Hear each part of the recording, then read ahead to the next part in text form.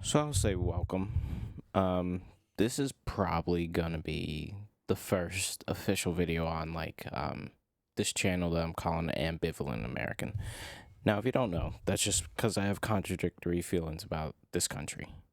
Um, I don't imagine I want to live anywhere else. I'll say this, right? I've been out of the country twice. One of those times was 30 minutes on a beach in Bahamas. Second time was to Paris to get engaged, right? Someone likes me. But my thing is that as I keep getting older, I'm 32 now. I keep seeing this world get crazier and crazier, less serious, but also more deadly. Um, and it's destroying the ways in which I've thought about how do I make it in this country? What do I need to ensure my own future? What kind of sacrifices should I be making when I see complete chaos uh, and stupidity just running everything?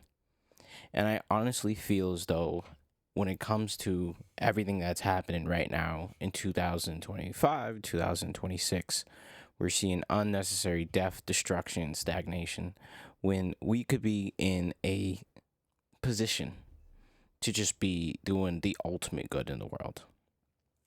And I think a lot of it does have to do with the fact that we are run by a complete generation of old people that refuse to give away power. We're a couple days away from, all respect to the dead, but Representative David Scott of Georgia, who was 80 years old, right, who was too sick to even maintain his position on the agricultural committee, but he wasn't too sick to run for reelection again. You know, I think when a lot of people think about politics, they think it's unconnected to their life, and it, I'm at that point in time when it's just being reconfirmed every single day about every single instance of our lives that's connected to politics, right? You can't get away from it. And if you try to say that you are going to, I think you work in a naive way. And as I continue to think, I'm not someone who's going to pretend like I have these Republican leanings. Um, in the current day, I do not. You know, when I was younger, um, maybe people will look at me crazy. I thought I could maybe be a conservative, right? There were some ideas in my brain. I was like, maybe I'll be a little conservative, right? I even watched like Ben Shapiro at one point in my life, right? I'm completely embarrassed to say that right now. But the main point that I'm saying is that this has been something in which the more that I witness the arguments that people make in support of their particular politics, the more I see that these people are inherently, I think, just bad people and that they should be nowhere near the halls of power. But everyone else is struggling to survive, so we can't put up a good fight against us. And I need to share my thoughts because I can't just keep it in my head, right? And the other thing that frustrates me is that as I have gotten to this age where, so I teach, right? And so I am now old, right? Um, I am called old at every single point in time. Any historical event I teach about, it's, hey, what was it like there? They love that stupid joke.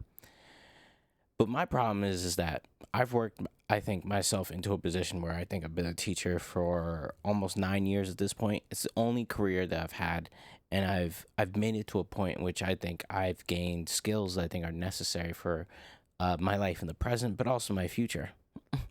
And I'm considering at 32 years old, someone who also recently became a homeowner, what is my future going to be? And I am so actually afraid that we are going to waste so much time regressing as a country and fighting over things that do not need to be fought about. And then my entire life, instead of like witnessing kind of like what the collective good that we can work towards in the United States, it's gonna just working towards a meager meh. At least it's okay now, right? Trying to get back to where we were at the end of 2004. And I'm afraid that that's what this administration is doing with my life. It's going to take decades to fix some of the most egregious mistakes, the absolutely I would say, melting of particular people's brains when it comes to what do people in America deserve, right? And I think that's maybe the selfish reason why I want to talk about what I feel, because deep down, I'm actually afraid that my life is going to be wasted seeing just the stupidness continue to proliferate. And I'm going to be like, where are all the advancements that will make all the work that was done up until this point worth it? Because I live in an existence where the EPA says that my life is literally worth zero. It used to be worth, I think, at least 11 to 13 million dollars, which isn't enough to say the worth of a human life, but it was something. It was better than nothing.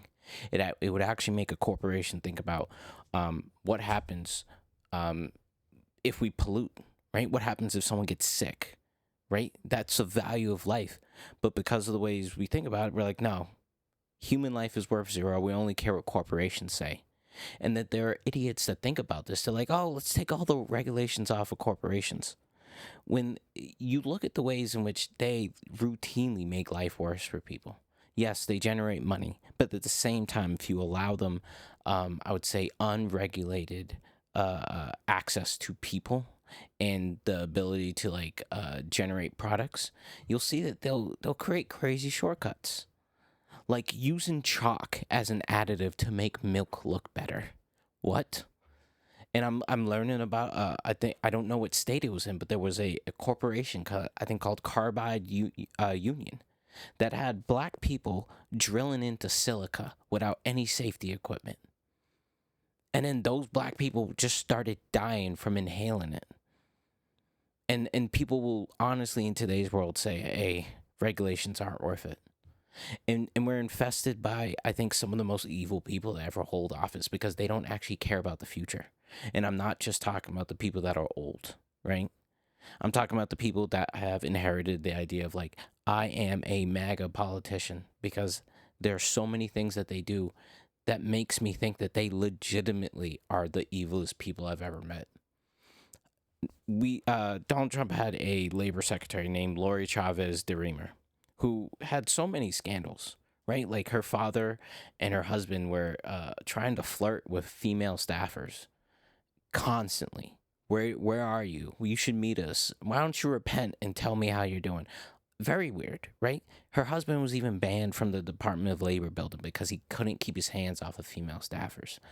But the part that gets me is that this woman, whose father was a Teamster leader, and that was her qualification to become the Secretary of Labor, cut funds that were supposed to protect people from slavery around the world. It was an anti-slavery program that was run through I would say, a particular program that started under Ronald Reagan, that demon, right? And she was so proud that under Elon Musk and Doge, that she cut anti-slavery funds, she cut anti-child labor funds, and like she was celebrating literally making the world worse, right? We got RFK who literally cuts random, we'll say, research funds so that we can study what makes us sick and how we can solve that for particular people in our world. And him in his gravely voice doesn't care what's happening to people. Instead, we have news stories where people are talking about him cutting off raccoon dicks in front of his kids. Like, what kind of world do we live in? Scott Besson is busy punching Elon Musk in the face because he challenged him. And don't even get me on the fact that Elon Musk is literally descendant from like Nazis. And I think if this was a just world, the fact that Elon Musk committed to Doge and some of the actions underneath that, he's like directly responsible for hundreds of thousands of deaths. Like, some people may not care about the fact that USAID provided like literal food. It provided literal medicine to people, but it was an actual lifeline that they are attempting to create like a pseudo program that's like similar, but more exploitive, right? But they had made an estimate that during the time in which Doge cut and Russell Vought cut USAID, that we had maybe over 700,000 people die because they could not access the medicine that program gave them the ability to do so. That was the most Christian program I've ever heard of in my life. And that was just cut because we wanted to save money. But we didn't save any money. In fact, we're spending more. In fact, when it comes to the budget, we're borrowing more. Nothing has become more affordable. It's just gotten more desperate. We've seen more death. And these people don't care. Like, that's the thing that makes it more egregious, because when they were making estimates about USAID being cut, they were estimating that, like, by 2030, I think it was 2030, 14 million people are going to die. And I was like, how can you be a Christian nation? Because that's the other thing. They say they're Christian. And they say they're Christian, but they'll cut a program that literally gives, like, medicine to sick kids and sick adults under this guise of, because they're not white, it's not our priority.